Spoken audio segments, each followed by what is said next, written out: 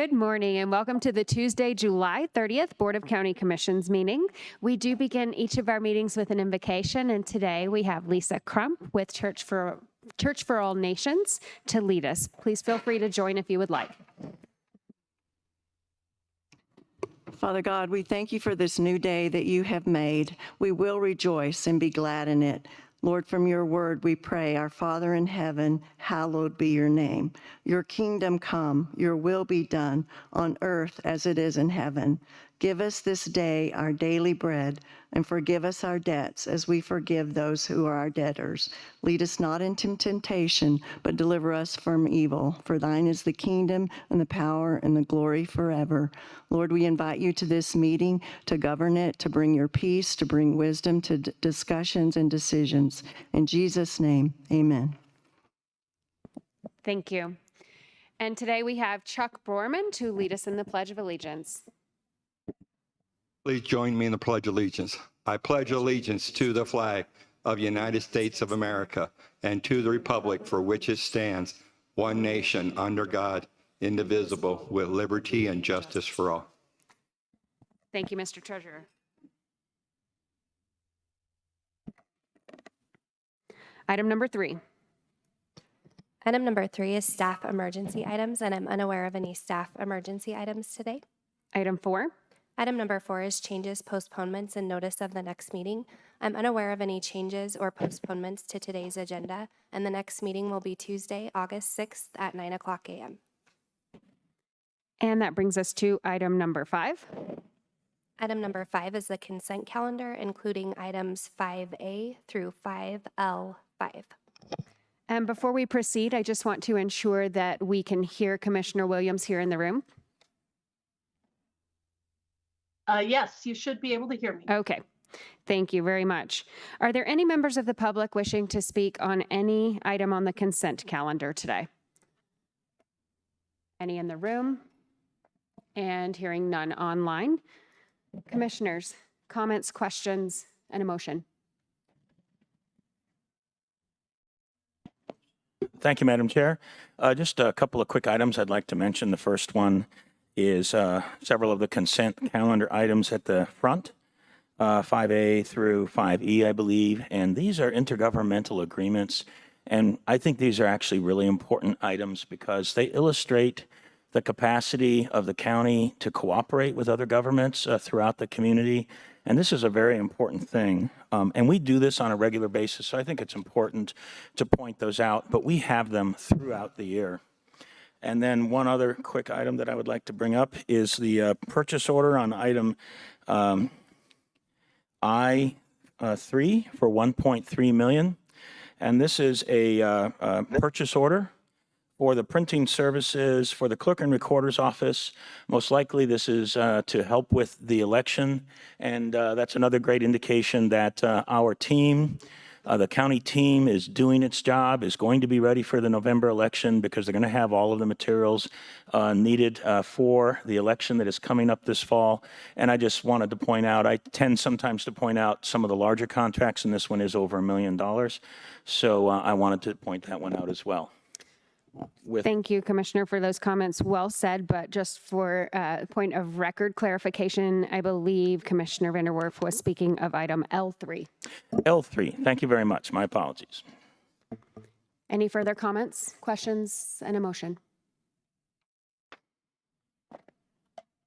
I move approval of the consent calendar. I'll second. That has been moved and seconded. Any other comments? Commissioner Williams? Aye. Commissioner Vanderwerf? Aye. Commissioner Gonzalez? Aye. Commissioner Geithner? Aye. And the chair votes aye. The consent calendar passes 5-0. Item number 6. Item number 6 is comments by elected officials and commissioner liaison reports. 6A, 2024 State Primary Election Summary Report. Steve Schleicher, Clerk and Recorder. Good morning, Commissioner. Steve Schleicher, El Paso County Clerk and Recorder. And I just wanted to sit there and just go through. We have finished up, and the 2024 state primary election has been certified. And just want to sit there and just bring up some high-level things in regards to this election. Let's see here. So June 25th, of course, we all know that we basically had an election and we conducted the risk limiting audit. We also did our canvass, our final official results report that we went ahead and sent out. And we're going to talk about the ballot return report, the mail ballot reconciliation report, undeliverable ballots, because I know we've all been keeping track of that as well, and also VSPC in-person voting reports and any questions thereafter. In addition, is once I get to the end, I also know that there were some questions in regards to what we're going to be looking at for the 2024 general, what that ballot is going to be looking like. So I also prepared that for you as well. So the El Paso County Elections Department and bipartisan judges, we did our risk limiting audit on Tuesday, July 9th, and we passed with flying colors. And as I've shared previously, this audit is required by the, statute 1-7-512. And so the RLA is a post-election audit that gives a statistical level of confidence that the outcome of an election is correct. So in other words, after performing an RLA, we can say that there is a high probability that the reported winners accurately reflect how the voters here in El Paso County voted their ballots. So just going through it, basically what the risk limiting audit is and how does Colorado perform the audit. I've spoke about this several times, so I'll just go over that. Here's what the risk limiting audit, Secretary of State came down with several races that we needed to audit, one of which was the region of the University of Colorado at large, and that was on the Democratic ballot. The other one was El Paso County Commissioner District 2, that was on the Republican ballot, and representative to the 118th United States Congress, District 4. So this is where we basically, those were the three races that we had to audit. As you see the statistics there, total ballot cards that are in the manifest, the cards that were audited, and basically what that percentage was. So we came in very, very well. Then we actually did our canvass on July 16th. So that went extremely well with our Democrat and Republican representatives, and also myself and Angie. So we went ahead and canvassed the election. And here's what the canvass report looks like, where total ballots cast in the election, 131,918. Total mail ballots that went out, total mail ballots received, 130,881. Republican received 61,094. Democrat, 24,577. And then on the unaffiliated, as we sit there and have that breakdown, because we know unaffiliated voters get both ballots, but they can only vote one. So basically the breakdown is where our unaffiliated voters, 28,000 selected the Republican ballot, 17,000 selected the Democratic ballot. And then the unaffiliated, there's some that participated in the Congressional District 4, which we know that is the district that's east of Calhan and also east of Yoder on Highway 94 and Highway 24. So total rejected mail ballots was 3,717, and we will go into those.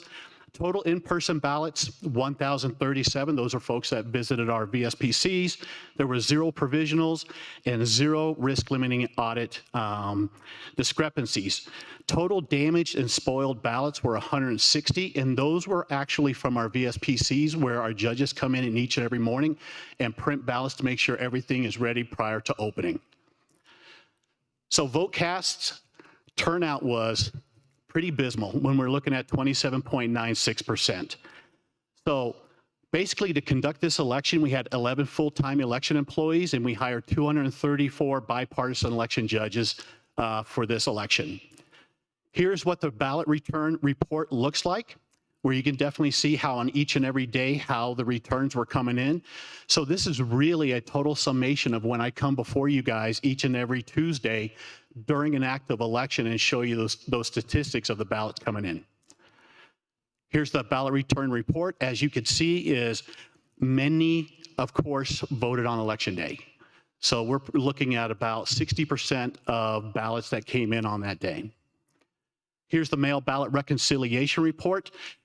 Going into the undeliverables is the total came in at 15,113, but there's 3,958 where those voters came on in. So total undeliverables for this election was 11,155. So we are making some great progress on that as well. What I want to do is turn it over to Angie, where she could sit there and just go line by line of why some of these ballots were rejected. While we are transitioning speakers there, I want to make sure that Commissioner Williams knows to just try to get our attention and go ahead and speak if you have questions. Okay. Thank you, Ms. Leith. Okay, good morning. So as you can see here, we had one rejected because they were a convicted felon at the time of voting. So which means we mailed the ballot to them, and then they were convicted after that, before they mailed the ballot in. We had 3 people where the voter is deceased. So that does not mean somebody voted a dead person's ballot. That means that 3 people passed away before Election Day, but were still alive when they cast their ballot. 3 people rejected. They voted the wrong ballot. So we get some, from the city election. We get some from last November. We get some from the past primary. We had 4 people that voted the wrong primary ballot. That means that they had updated their affiliation after we mailed the ballots.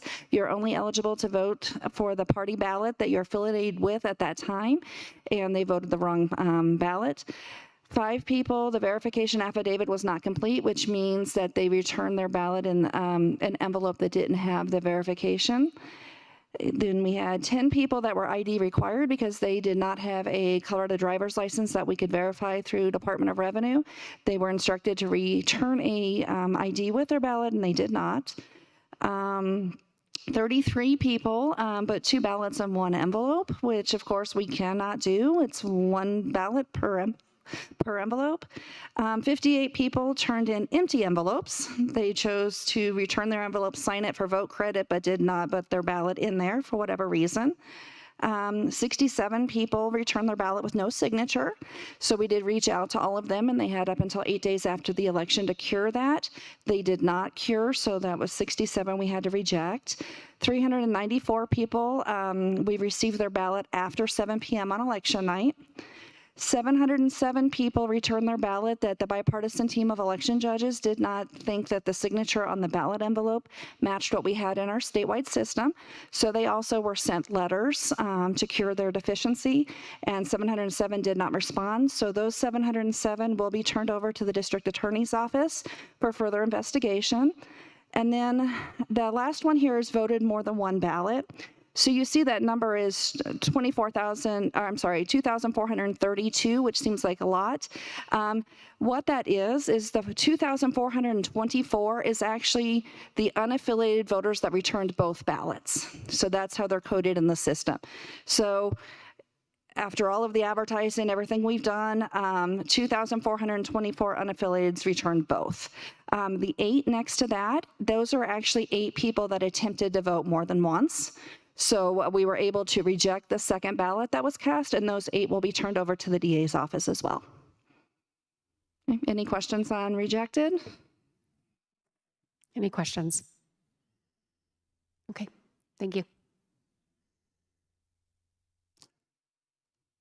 Okay, so on the undeliverable ballots, when we're sitting here looking at 2022, so keep in mind, 2022, we had 2 elections there where we had the primary election and the general election, and we had 76,340 undeliverable ballots for those 2 elections.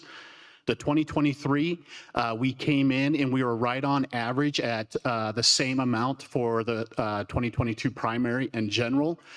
However, as everybody knows, as my office went ahead and we started a new registration process and looking at the voter rolls, and as you can see, each and every election, we're coming down quite a bit. Right now, we are the lowest in undeliverables for a metro county in the state of Colorado. So our numbers are going in a very positive direction. So the elections team is doing a great job reaching out, being proactive, and also using that data that we get from Experian to update the voter rolls or have them contact us and remove from the voter rolls. But again, all in preparation for the November election, because we want to make sure we have great addresses so everybody gets their ballot. And we're going to be working on messaging that over the next 6 weeks leading up to the November election. So here's your VSPC in-person voter reports where we were here downtown at Centennial Hall. We had a total of 94 voters come in here and cast their ballot. Swink Hall, because if you remember, we had to have a VSPC out there for the vacancy election for Congressional District 4. So we actually had 36 voters go out there to Swink Hall. Fort Carson, we saw 39 individuals go out there. Fountain Utilities, we had 60. Main office at Citizen Service Center was 273. What's really unique about the Citizen Service Center is that VSPC just being right next to motor vehicle, where a lot of folks will come in and get some title work done or registrations, renew the registrations. And they're like, hey, I could just go ahead and vote. So they go in there and cast their vote as well. Meridian Ranch Rec Center, 77. Powers Branch, 123. Town of Monument Public Works, there was 117. And our UTC North Branch, which is always popular as well, we had 239. So as you can see here, basically a lot of individuals visit the Union Town Center, also the Citizen Service Center. And I can share with you that's probably going to be the same result as we sit there and go into the November election. As I've shared with you, we had 9 VSPCs open for the June 25th primary. Going into the November general, we're going to have 38 VSPCs open to the citizens throughout the county. So are there any questions before I go into a little bit of what we're predicting to be on the November general ballot? Any questions at this time? Okay. Please Okay. proceed. Thank you, Madam Chair. So there are a number of things that we're sitting here considering, and keep in mind, we will not have a certified ballot in probably for about another 5 weeks, beginning of September. So there are a lot of things that are fluid. The only thing that we know for sure are the municipalities or school districts that want to participate in the November election. That deadline was last Friday. So some of the data here that I'm going to be sharing with you is as of last week, but we're still going through some things. But of course, as we know, is we're on the ballot, we're going to have president, vice president, we're going to have our congressional districts, State Board of Education, Region of University of Colorado, 2 state senators, all of our state representatives, our district attorney, 3 commissioner races, Colorado Supreme Court judges, our appellate courts. So with that is basically when we're sitting there taking a look at some of the races that are just going to be on this upcoming ballot. Talking about local districts and municipalities, Angie has been very busy talking to many of our municipalities and also a lot of our local districts. So Academy School District 20 is going to be on the ballot. They're going for a Tabor question. Calhan is going to be on the ballot for a question. We have yet to get that question. City of Colorado Springs, they're looking at 1 Tabor question and 2 additional questions. Strathmore Hills Fire District, 1 Tabor question. Town of Monument, they have 2 council members up for re-election for a 4-year term, and they also have 2 council members for a 2-year term, and they reached out to us to be determined on a Tabor question and also on an additional question to go onto the ballot. Town of Palmer Lake, we're looking at the mayor 2-year term and also 3 trustees for a 4-year term. Madam Chair? Yes. Thank you. So I hadn't heard anything about the city's Tabor question, Colorado Springs City. What was their, do you have any indication of what their Tabor question is? I know the other one is 2C extension, but. Yeah. Commissioner, not as of yet. They just basically reached out to us before the deadline Friday, just saying this is what we're looking at. We haven't seen the verbiage or anything, but they're looking to go into the ballot for a possible Tabor question. Thank you. And then some of the statewide ballot measures. So as you can see here, here are a number that are already going to be on the ballot. Some of them have already been certified because they've been passed down from the House and the Senate to go on to the ballot. Some are actually initiatives that have already got appropriate enough signatures, and they will be on the ballot. So, commissioners, the concern that my team and I have right now, we are probably looking at a 3-card ballot. And it is a pretty significant ballot. And the concerns that I have is ballot fatigue. Some of these questions have, they're very lengthy. In addition to that is on the Tabor questions, because now we have to sit there and submit graphs and things like that. per Colorado law. So it's going to take up a lot of white space on our ballots. So here are ones that are currently in the Secretary of State signature review. You got Initiative 108, 112, 138. My conversations with the Deputy Secretary of State is he feels those three will too be included on our ballot. And we all know every time we go to King Soopers, Safeway, Walmart, we're getting hit up for petitions. But those initiatives there are ones that have been approved for circulation and looking to, as far as get enough signatures for the Secretary of State to review. But this is something that I probably, in my number of years residing here in El Paso County since 1975, I have not seen this much possibly going on to a general ballot. Are there any questions? Yes, thank you, Madam Chair. On that last chart, well, actually, the last couple, 3 charts, that is going to be a huge ballot. And I'll tell you the number of initiatives through petition that potentially could be on the ballot, that just says to me that the citizens of Colorado have a dissatisfaction with what the legislature is doing. Especially if, I don't know if that's actually a record or maybe it's a record in recent history, but that is a huge number. And I think that actually, in my mind, speaks volumes. There's a lot of, Commissioner, I couldn't agree with you more. There's a lot of citizens initiatives where, you know, a lot of them, if you sit there and take a look, they're either dealing with property tax or dealing with elections. Thank you.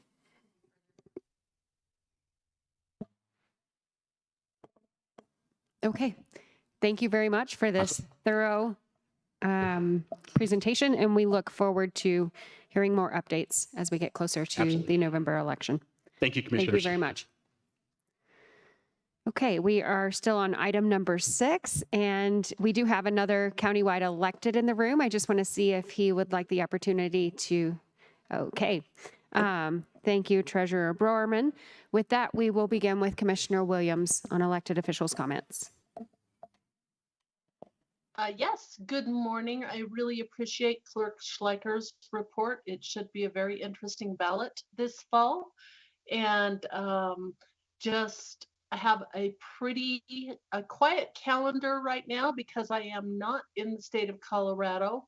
So we have our meetings today. Unfortunately, I will miss our employee appreciation picnic tomorrow for the Department of Public Works. I do truly appreciate how hard they work for us and to keep our roads good. They are really one of the front-facing departments in our county, and so their customer service with our constituents frequently represents us as well. Then on Thursday, I do have the Statewide Transportation Advisory Committee. I will be attending that virtually, and I truly hope to be back to my beautiful state of Colorado by Sunday evening so that I can enjoy cooler weather and prettier sunshine. And that's all I have. Thank you. Thank you, Commissioner. Commissioner Vanderwerf. Yes, thank you, Madam Chair. I do plan on being at the DPW's Employee Appreciation Picnic tomorrow. And also I'll be going to the Nursing and Therapy Service of Colorado ribbon cutting. That will be a little bit after 2 o'clock. And there is also a Black Business Month proclamation reception that I plan on going to. That'll all 3 of those items will be tomorrow. And then looking forward to the PPACG legislative update the morning of 5 August. I believe they've got a meeting set up for that. And then we will be back to the next BOCC meeting Tuesday next week. Thank you. Thank you. Commissioner Gonzalez. Thank you, Madam Chair. So I'll be this evening going to the El Cinco de Mayo Inc.'s scholarship reception. Always a great event where they bring back, they've already given out the scholarships, but they bring up all the recipients to a nice little reception. So it's always good to see those students. Tomorrow, again, the appreciation picnic will be there.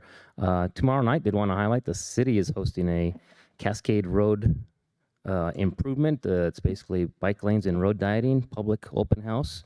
Tomorrow at 5 p.m. at the downtown library. I did want to comment on this. They do say that it's based on public input from about 8 years ago. I went to that 8 years ago, and I'll be very honest, it was not a, they did not want public input. I went there, I made some comments on the side, and I had everybody tell me why I was wrong and why what the city wanted to do was correct. That's not public input, and it's not transparent, so I don't appreciate that. But for whatever side you are on the argument, you can go tomorrow and discuss that with the city. Friday, we do have the, I have the State Board of Veteran Affairs meeting, monthly meeting. Saturday, I will be attending the Air Force Academy Alumni's annual picnic, which is always a nice event.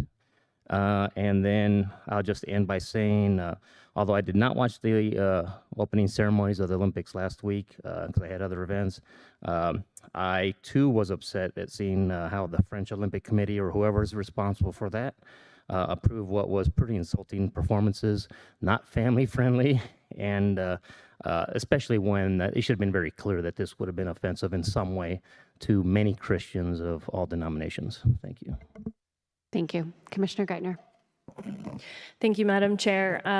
This week is quieter on the regularly scheduled meetings front, so I'm taking that opportunity to catch up with quite a few constituent issues and constituent meetings, as well as putting some work on our CCI priorities as we are getting down the road on trying to influence the legislature for the upcoming election. So that's primarily what my week is filled with. I do appreciate Commissioner Gonzalez's comments around the Olympic openings. I too was very disappointed to see the chosen acts, and I read a statement that said that they were chosen to be inclusive. I agree that they're not very inclusive of mocking a particular religion and faith is not very inclusive of our society. It's actually very exclusive of the majority of our society, and was very disappointed to see that. And it's a trend that, unfortunately, with my kids, there are fewer and fewer of these events that I am comfortable sharing with my children, which is I think, a very sad situation. So that's all I have for this week as well. Thank you, Commissioner. And Commissioner Vanderwerf has a redo. Yes, thank you, Madam Chair. I appreciate actually the comments of my fellow commissioners for Commissioner Gonzalez. I also got that invite for the Cascade Road dieting.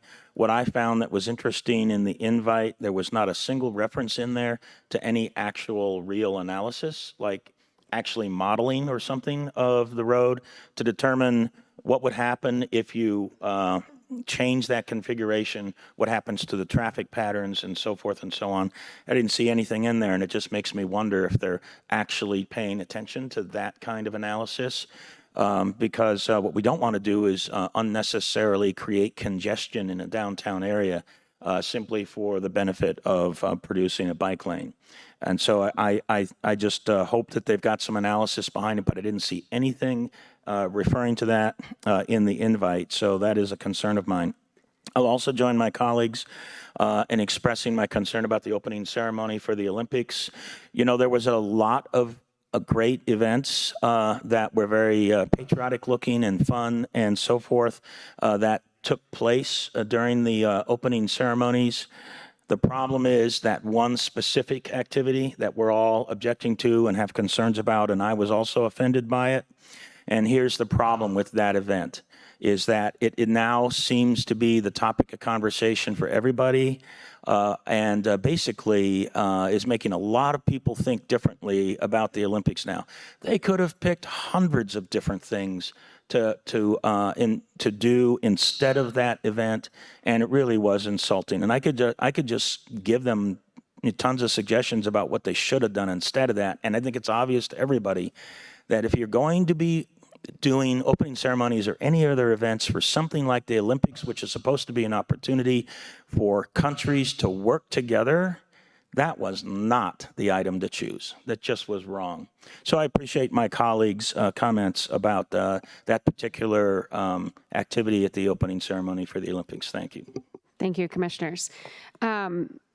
So as many of my colleagues have pointed out, I believe our schedules look very strange this week because it is a 5th week of the month.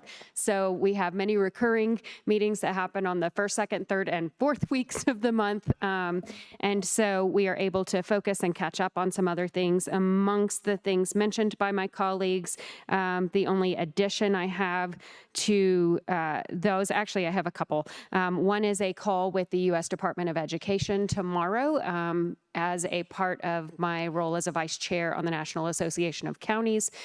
There will be about 10 of us on the call directly with administration officials. And I just make sure on those calls that, quite frankly, the best interests of those students that are here in El Paso County and that those sentiments are well represented in a call that can go very bureaucratic very quickly. And so I have that. In addition, I have several events tomorrow. The Sports Corp will be wrapping up their Rocky Mountain State Games with a ceremony and event, as well as there is a reception announcing the UCCS Heroes Scholarship. Commissioner Gonzalez mentioned another scholarship that's doing great work in the community. The Heroes Scholarship will provide funding for that gap between what is covered by VA and other things that military personnel may have, and cover that gap between that and UCCS tuition, which across the nation, tuition in higher education is rising very quickly, and particularly here in the state of Colorado. So you may hear that program referred to in other states sometimes as a Blue Ribbon program, but even more is needed than what was previously called the Blue Ribbon program. So locally, there has been investment in making sure that those who want to call Colorado Springs home and call UCCS their alma mater have the ability to do that after they have served our country, and they can get an education. With that, I think that we will move on to further business. Any other elected officials? Okay. Item number 7. Item number 7 is Community Service Organization Reports. 7A, Careers in Construction. Renee Zentz, President, Careers in Construction. Good morning. Good morning, Commissioners, Chair, Vice Chair. Thank you guys for allowing us to come and give an update this year for our annual update. I'm Renee Zentz, and I'm currently the President of Careers in Construction Colorado. And I am going to introduce our chairman. George has to come up and give the presentation, but I do want to just thank you guys. This is our 10th year of doing this. The commissioners have, you guys invested early and often, not only through multiple avenues, especially through the workforce, Pikes Peak Workforce Commission. Commissioner Vanderwerth was a huge supporter early on that, and you guys all stepped in, and he was our advocate because he was the liaison. And so we're super excited to introduce this year's results. I think you guys are gonna be really proud of it, and I do want to do a shout out for your Department of Transportation, Kevin, everybody, and your facilities. Everybody has embraced and been employing some of the students and making a big difference. So I just want to set the stage and invite George Hess up, the chairman of Careers in Construction Colorado.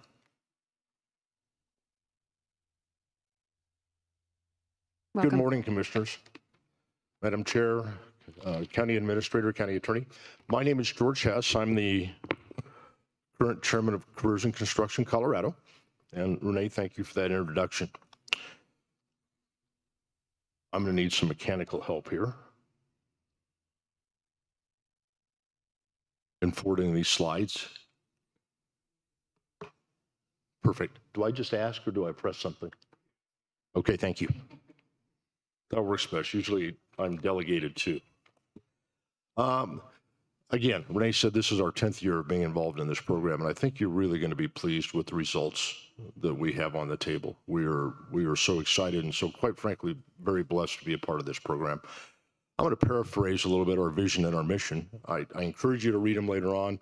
We did spend a lot of time on these things. when we wrote them, but to paraphrase, our vision is really to give young people career choices. Okay.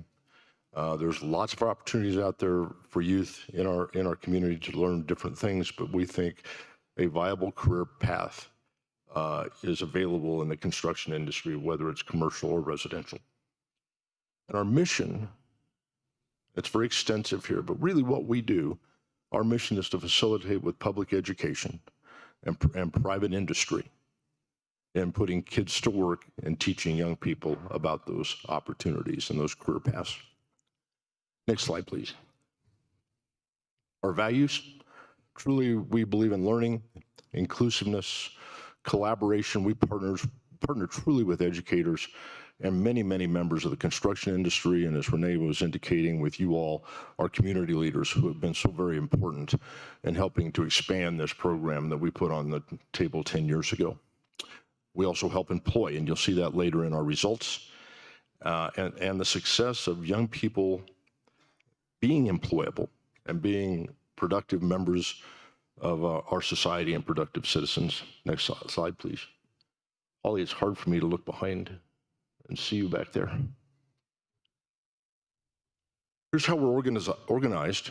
This is really new in the last couple of years. We call Careers in Construction Colorado, our 501c3, the mothership. And Renee Zentz is the president of that. And I'm sure you've all heard, I hope you've heard, and this is very exciting news for me. Renee has chosen to exit the Housing and Building Association at the end of this year, and she is going to take Careers in Construction on as her full-time responsibility as we expand this program. And it's very exciting for us. It's exciting. It's sad for the HBA because she's been such a tremendous leader for the HBA for the last 22 years, but as chairman of CICC, I am fairly excited about this. Below the mothership, we have chapters.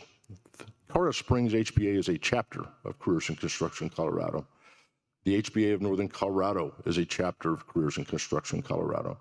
The AGC of Denver is. And the way we work within that structure is schools, those satellites, those chapters work with the schools, okay, and involve them in the program. So there's a local connection.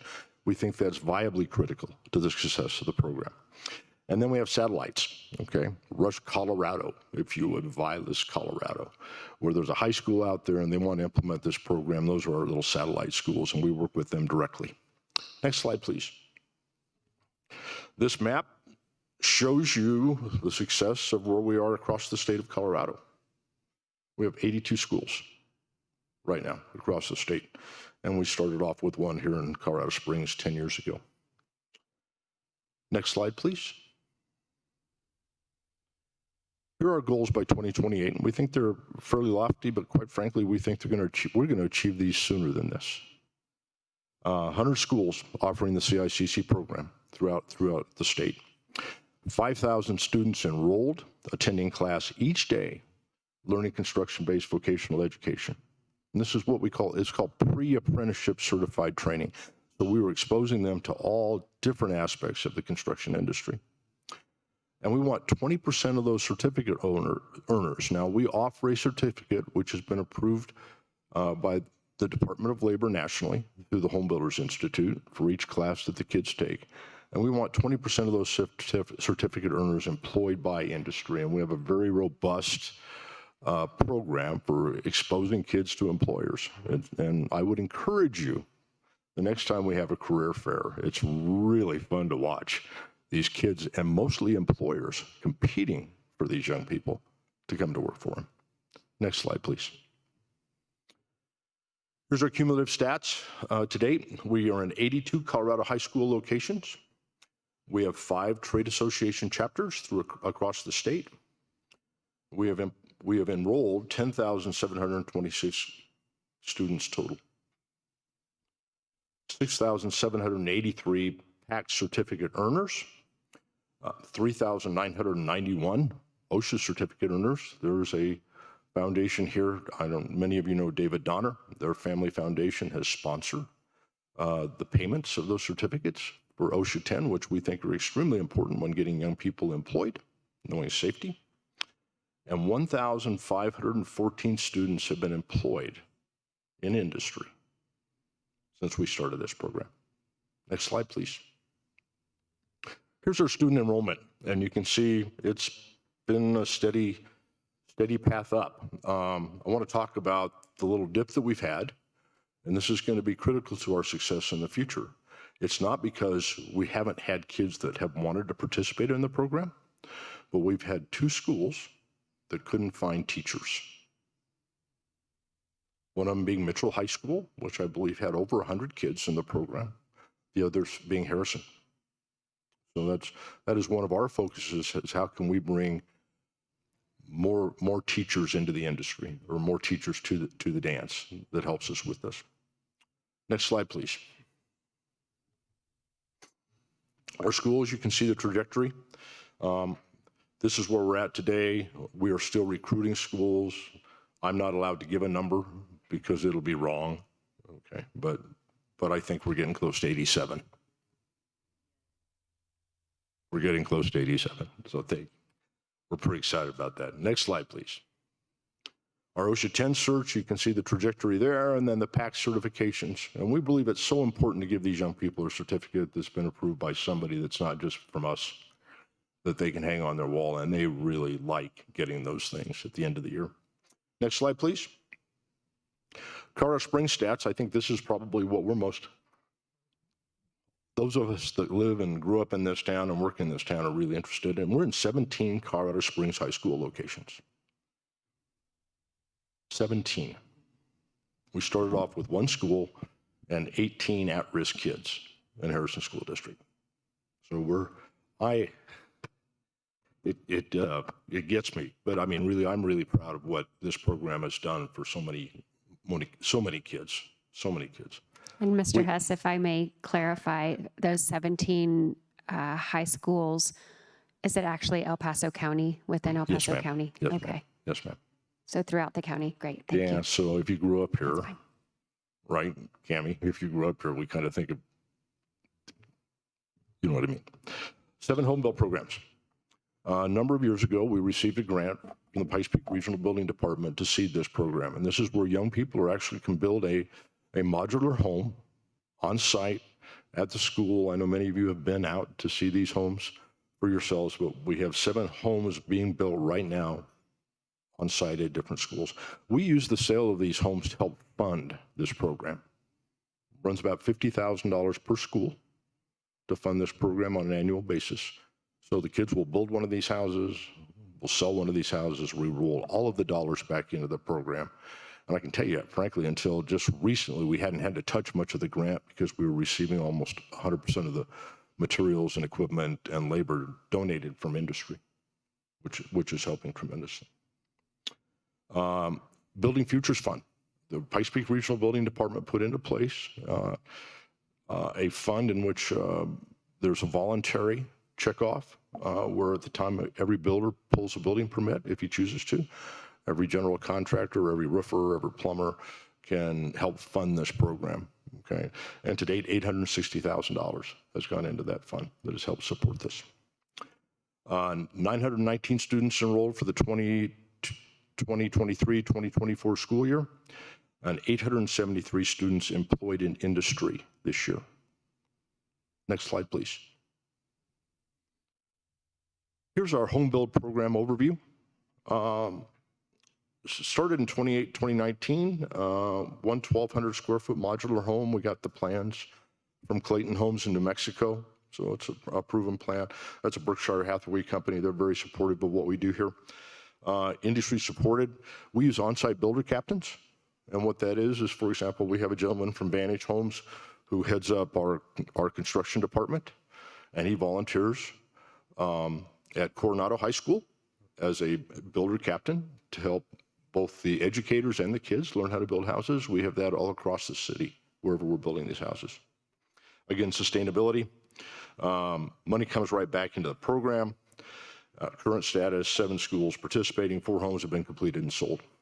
We have a very exciting program that is happening down in Whitefield District 3 in a partnership with Habitat for Humanity, where we're taking a school site, which you all had approved here a while back, And we are going to partner with them and build homes for educators.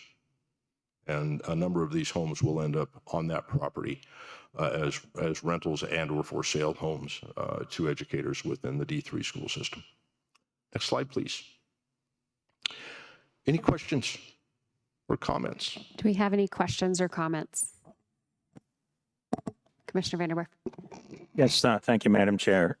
Well, thank you so much for the update. I appreciate it. It's great to see this Careers in Construction program just continuing to grow. It's my understanding that it's starting to get legs nationwide also as well. Yes, I should have mentioned that. Renee and I are both members of the Home Builders Institute Board of Directors. And that is the organization that writes the curriculum that we use in the Careers in Construction program. In our board meeting this June, they announced that they are taking this program nationwide with what they are calling their Future Builders of America program. They're using the CICC program documentation that we have developed as the basis of their program. And we've been fortunate enough, we've been able to monetize it a little bit to help us with our program. Great, thank you. I think that's just fantastic. And, you know, my understanding, right, this started here and it has expanded to Colorado and now is going to go, some version of it is going to go nationwide. That is a huge impact. And I just have to say, I'm so proud of this program. And giving kids an opportunity to get involved and get skilled in the trades, which are skill sets that we just desperately need more of throughout the country. It's just wonderful. And I think it's great that they're building homes. And I think this, the Homes for Education, educators in Widefield, fantastic. And think about the collaboration and cooperation, the various different elements of that were needed in order for that to all happen. But I do want to just finish my comments. When I went down to the mill and took a tour of the mill, and there were Careers in Construction kids down there framing a house inside the building. But I got to speak to this young lady that had just finished building a piece of furniture, and that was part of something else that was going on down there, but she was also in the Careers in Construction program. So I asked her what her interest was, and she just said, I love doing things with my hands. I'm so excited to be part of this. And I asked her what she wanted to be in the future, and she said she wanted to be a carpenter. So this is the inspiration that comes from this program for these kids, giving them a inspiration for something that they can do in their life that can be successful, to help them earn money, and raise a family, but also to contribute to the community and contribute to society. So thank you for everything that you guys are doing. This is a great program. Thank you very much. Thank you, and I appreciate that comment. I want to make it clear. Well, there's a couple of people here that I forgot to introduce. Glenn Hard. Glenn is a former school principal. He's also the director of our program. And Marlo Asher, and Marlo directs all of our operations. Okay, so we couldn't do it without them. But even more importantly, we couldn't do this without our educators. They're the ones that get our kids excited. They're the ones that are helping build the doggone Adirondack chairs. I do have 12 of them. I'd love to give each one of you one of them if I didn't violate any campaign laws or anything. They sell them, and I feel obligated. But anyway, yes, thank you so much. Thank you so much. We don't do this. It's the teachers really do this, and they are such a big partner. Thank you, Commissioner. Commissioner Williams. Yes, you know, first of all, I love the program. I always have. I think it's interesting some of the skills you're teaching as I have a daughter who got her PhD this May and a daughter who just got her PhD or is getting her master's this fall. And both of them did not accumulate much debt, but I frequently speak about the problems with our student loan program in the nation, because it encourages the kids to rack up big debts for degrees that may not be worth it. And so you're teaching the high school students a career where they can make a lot of money. whether it's a welder or a builder, but also a skill that they can always use if they do decide to go on to college and do something totally different. And as I frequently try to figure out the difference between a Phillips and a flathead, or try to snake my own drains and do my own plumbing work, they're just skills that kids need to have anyway as they grow up. And they start with this great foundation through your program. So I really appreciate everything that you all do in this program. Very proud to have it in our community and throughout the state of Colorado. Thank you. Thank you, Commissioner Williams. Commissioner Gonzalez. Thank you, Madam Chair. So I appreciate the update. I know you guys do great work on this. I know Renee will take it to the next level as she does with everything that she touches. But I love the story of how the CIC started. I know it's a longer story, but that's a very fun story that I've heard before. And another thing I'm also proud of is I believe that the first school was a District 2 school, and so since I taught there, that was warms my heart to see that it started there and to see how much it's grown, and for all the great work that you've done. So thank you. Commissioner Geithner. Thank you. It's great to get to see this presentation for a second time. Appreciated hearing about it at Regional Building, but good news never gets old. So thank you so much for sharing this. I really appreciate Commissioner Williams' comments specifically around kind of the state of careers for our young people in general, and what a great option this is. And when you are faced with looking at kids, potentially going into college and coming out with degrees they don't want, it's something I've talked a lot to my kids. If you're going to go to college, that's great. Make sure you know what you want to get a degree in and how that's going to translate to the real world. And if that's not what you want to do, go explore other things. I think that's another piece of this program. Even if kids decide not to pursue this career, as Commissioner Williams said, they have some skills, hopefully, that they're able to employ in their lives. But even more than that, maybe it helps them decide it's not what's for them. And that's good too, because that's what we want our young people to be doing, is having exposure to these things. And maybe they come out on the other side and it's not for them, and they have gained a tremendous respect for what skilled tradesmen do in our community. And that is also a valuable. So no matter where they end up, I think there's tremendous value to our kids, to our community, on what this program is. I too look forward to seeing where this grows in the future. It is truly tremendous and something to be proud of that it was homegrown right here. So thank you for all your hard work and dedication. Very well said, Commissioner Geithner. You heard me speak a little bit about education on the national front earlier in this meeting. And what I love about this is that, not everyone excels in a traditional classroom environment. And this is allowing those students, those young people, to know that they too were, no pun intended, built for something. And my colleagues have said it so very well. This continually, as El Paso County Commissioners, we are looking at particularly workforce programs and other things that have a long-term impact on our community.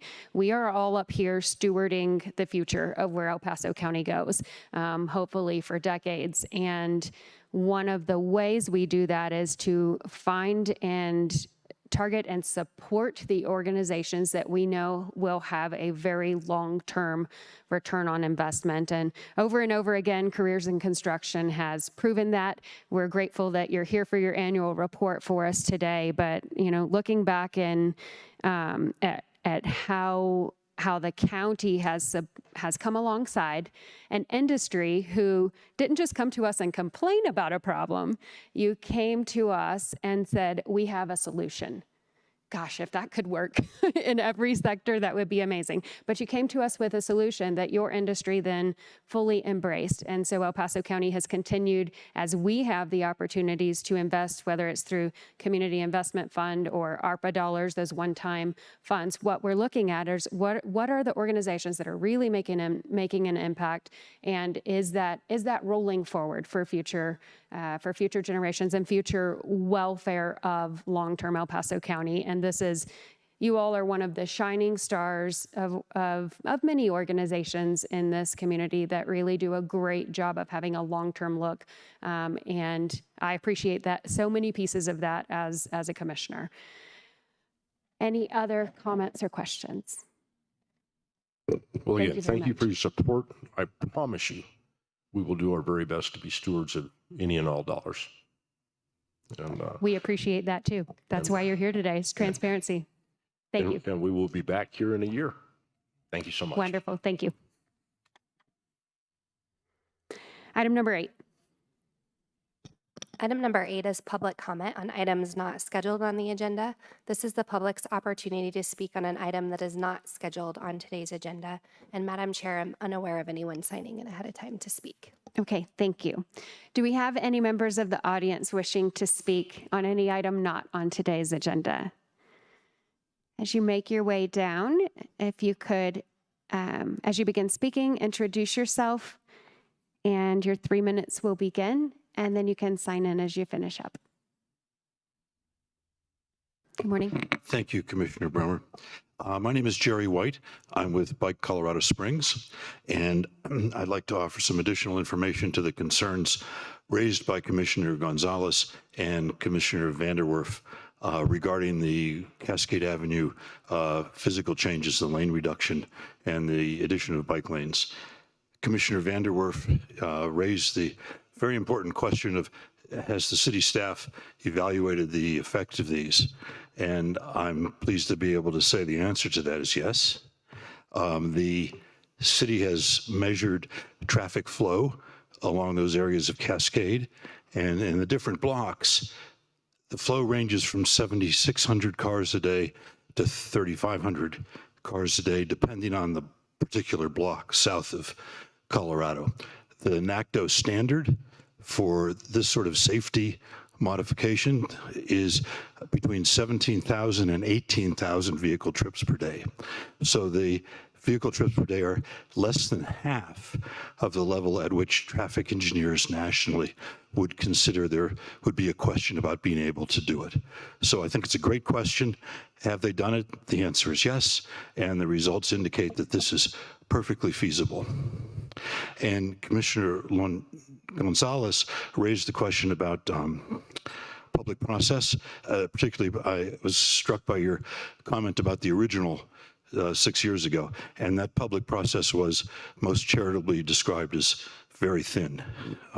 It was more of a private process. The city went around knocking on the doors of people, businesses on South Cascade, but really didn't engage the public generally. This time is different. They've done the door knocking, and I understand they've knocked on the county doors as well as here on Cascade, but they've also scheduled, as you mentioned, a meeting this week, a public meeting, but there's been a huge social media outreach, Facebook, Instagram. I'm old enough not to be particularly literate in social media platforms, but it's everywhere on social media. And they developed a very comprehensive package describing the project with plans and justification and a lot of color diagrams and things like that. So I think your observation about the previous public process was right on, actually was more charitable than many of us would have said. And I think that they've remedied that, and the public process is robust at the moment. Thank you very much for being here. Thank you, Commissioner. And make sure you sign in for the record as you leave. Is the notebook right there? There you go. Thank you, Mr. White. Is there anyone else wishing to speak today on any item not on today's agenda? Hearing none in the room and none online. Okay, thank you very much for being here today. Item number 9. Item number 9 is the called up consent calendar, and there are no items called up today. Item 10. Item number 10 is department and committee reports, non-action items. 10A, quarterly budget report, quarter 2, 2024. Nikki Simmons, Chief Financial Officer.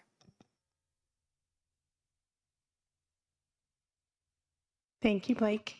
Good morning, Commissioners. Nikki Simmons, Chief Financial Officer, here this morning to present to you the quarter 2 financial statements.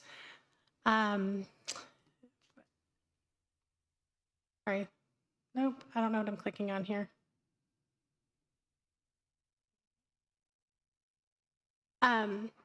So for your general fund unrestricted fund, There's a couple of things in revenue that I wanted to go through so far. We're trending at about 108% of budget year to date. One of those things is in the property tax area. We're working closely with the county treasurer's office to figure out why we're collecting ahead of budget or the trend of budget. And part of that has to do with some improvements that the treasurer's office made and how they made accessibility open to people, different ways to pay your bill, as well as different ways to do tax liens. And so at this point, we have no county held tax liens. So we essentially have sold anything that was coming in. And so we're able to collect at 100%, whereas in prior years, we've had uncollectible tax amounts. The entire Tabor refund has been issued. There's still a few outstanding checks, but that primarily is completed. Sales tax, as I presented last month, is trending ahead of budget. We're running right now about 4%, and this is for sales tax through May, which was the most recent month that we had. For intergovernmental, this negative $1.8 million variance, that only has to do with it's the Emergency Watershed Protection Funds through the NRCS, and that is not a negative, like a revenue. We just haven't realized that revenue yet because we're not done with the work. So we do expect that that will catch up when we actually get the work done and we're able to draw down those funds from the NRCS. The Clerk and Recorder's Office, as we've continued to say month over month, the Clerk and Recorder's Office in the recording area is not seeing a lot of transactions due to very high interest rates. And when interest rates are high, they do not have a lot of activity in the recording office. Not a lot of homes are being refinanced, things like that.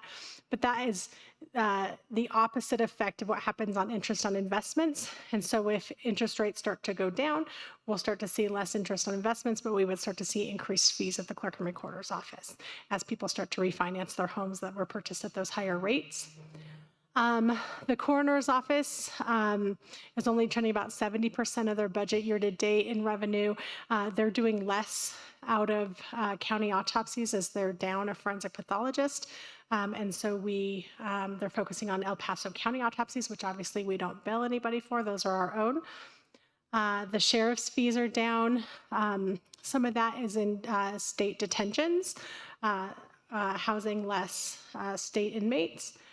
And then as you can see, treasurer fees are significantly above budget. We have corrected that budget for going into 2025.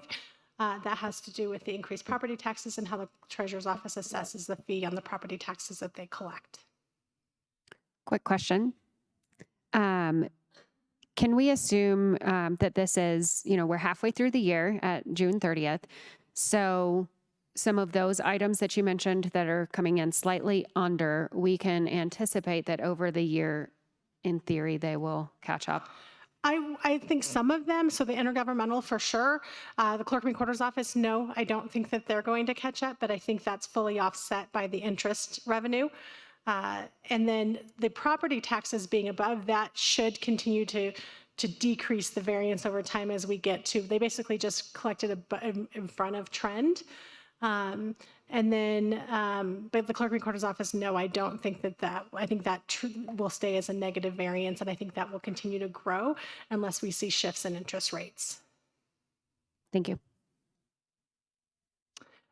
For the expenditures in your unrestricted general fund, you can see that we have right now $16 million variance and current underspending.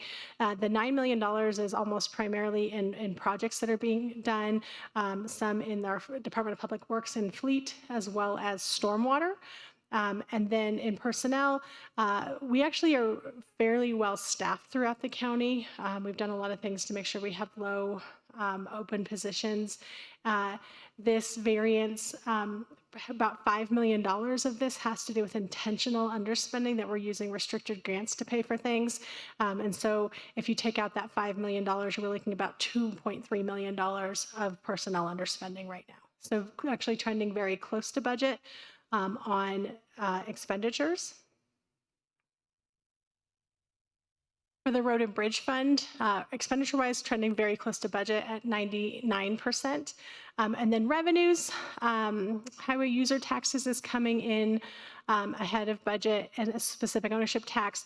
We actually have been in contact with the State Department of Transportation about highway user taxes because that was significantly more than we have seen in the last few years. They have let us know that they can expect that trend to continue as people are traveling more, and with the increases in, there was a legislative effort a few years ago to increase the highway user taxes. We didn't realize the full impact of that at first. Apparently people weren't traveling as much, and so now we are realizing that impact, and so they anticipate that this trend will continue into the future. Those funds are fully restricted into the Road and Bridge Fund, can only be used to maintain or build roads and bridges. And then specific ownership tax, the Clerk Recorder's Office and Motor Vehicle is continuing to collect high specific ownership taxes, and so we have adjusted for that going forward in the 2025 planning. Human Services, there's a few grants that we've received that weren't in our original adopted budget, and so we will, in the next couple of weeks, I think 2 weeks from today, are planning, might be 3 weeks from today, are planning to come forward with what we call a cleanup resolution, which would appropriate some more money that are fully covered with restricted grants. It doesn't need any more than we already budgeted for county match funds. We're just able to draw down more grants that are available. And so that's what reflected here is more revenue coming in and some more expenditures than we initially budgeted for. Your capital improvement fund has had no activity during the month of June. You'll see activity again in November. Self-insurance on the workers' comp risk half is trending very close to budget at 99.4% of expenditures. And for the self-insurance side, trending very close to budget as well at 99.3% of budget. Seeing a little bit higher medical claims, but kind of the same variance offset with prescription claims. And so those two budgets can be utilized to offset each other. So overall trending at 99.3% of budget. General fund restricted, so your restricted grants. The one thing I want to point out on here is $573,000 variance in revenue in the public safety tax. And that's just indicative of the same idea of the sales tax coming in a little bit ahead of budget. Everything else is trending close to budget with no concerns.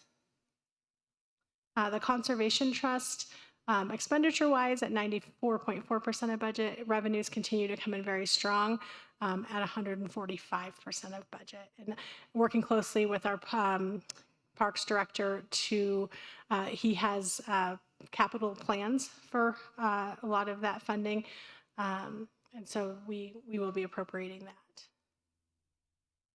The Household Hazardous Waste Fund, expenditures are actually trending under budget and revenue trending a little bit above budget. One question I get a lot is the disposable bag fees. Last year, we only saw about $4,000 worth of those. So far year to date, we've seen $42,000 through June.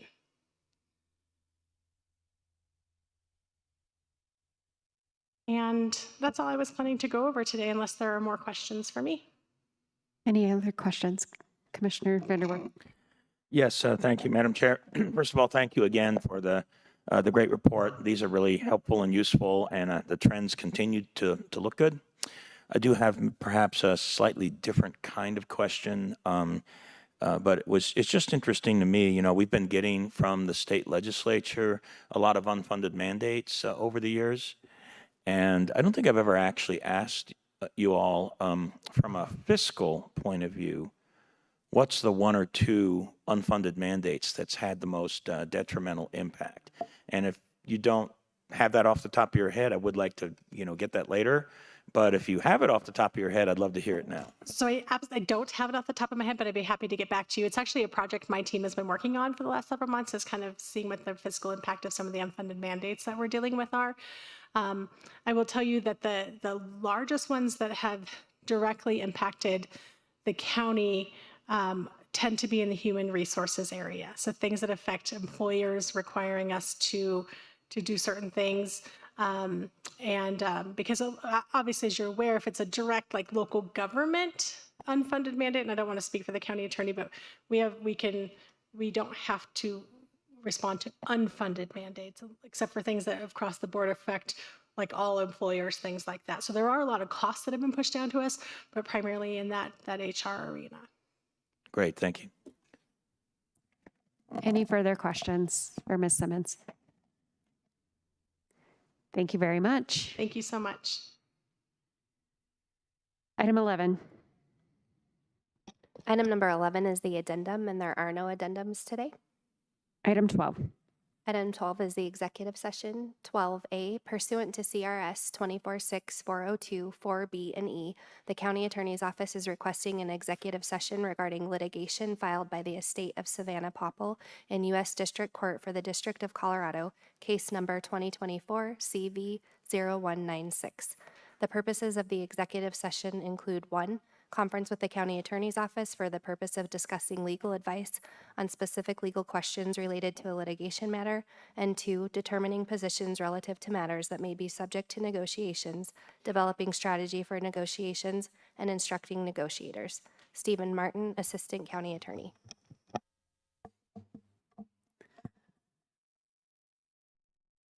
Is there a motion? Move to enter into executive session. I'll second.